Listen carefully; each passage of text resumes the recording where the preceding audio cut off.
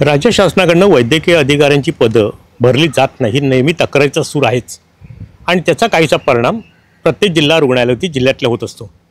आता दुसऱ्या बाजूला गेल्या 2 वर्षांपासून एक अडचण निर्माण झाली, ती म्हणजे औषध पुरवठा। पूर्वी राज्य शासनाकडून थेट औषध पुरवठा व्हायचा जिल्हा परिषदला किंवा जिल्हा रुग्णालयाला, पण गेल्या 2-3 वर्षांमध्ये तो औषध पुरवठा होत नसल्यामुळे जिल्हा आरोग्य विभाग असेल, जिल्हा परिषदचा का जिल्हा रुग्णालय यांना तारेवरची कसरत करायला लागते।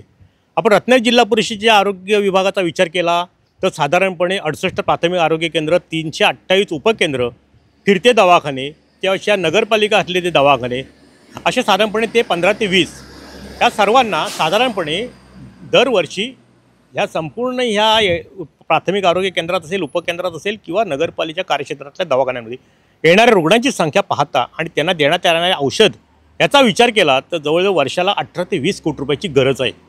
पण सध्याची परिस्थिती मात्र बिकट आहे, कारण जिल्हा परिषदेला केलेल्या जिल्हा रुग्णालयाला जिल्हा नियोजनमधून पालकमंत्री उदय सामंतांकडून तरतूद केली जाते। साधारणपणे जिल्हा परिषदेला ह्यावेळेला 5.5 ते 6 कोटी तरतूद केली गेली, परंतु ह्यामध्ये महत्त्वाचा औषधाचा भाग येतो, तो म्हणजे रक्तदाब आणि शुगर।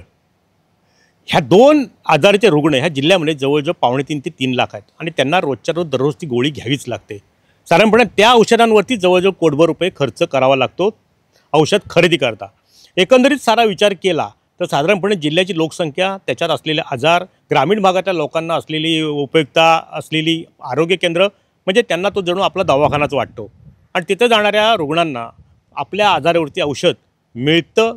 पण त्याच्यामध्ये अधिकाऱ्यांपुढे प्रश्न पडतो की साधारणपणे वर्षभराचा जो आगाऊ साठा पूर्वी शासनाकडनं डायरेक्ट थेट पुरवठा होता त्यात मिळत होता, आता परिस्थिती अशी आहे की महिना 2 महिन्यापुरता साठा येतो, पुन्हा पुढच्या महिन्याची तजवीज करण्यासाठी मग वेळ प्रसंगी ह्या जिल्हा परिषदला पुण्याच्या करा, कोल्हापूरच्या करा, महाराष्ट्राला इतर ठिकाणी कुठं औषधांचा साठा शिल्लक आहे की नाही तो पाहून पुन्हा तो आणण्यासाठी परत गाडी पाठवा किंवा कुरिअरनी मागवा, अशा प्रकारची तारेवरची कसरत ह्या जिल्हा परिषदच्या किंवा जिल्हा रुग्णालयातल्या आरोग्य विभागातल्या अधिकाऱ्यांना करावी लागते।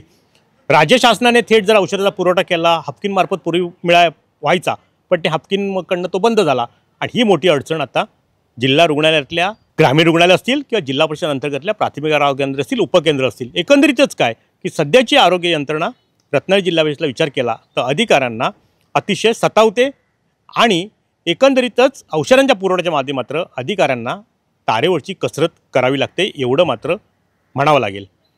टाइम डीजे करता किशोर मोरेसह दीपक मोहिते, रत्नागिरी। टाइम्स डिजिटलला लाईक करा, शेअर करा, सबस्क्राइब करा आणि बेल आयकॉन दाबायला विसरू नका।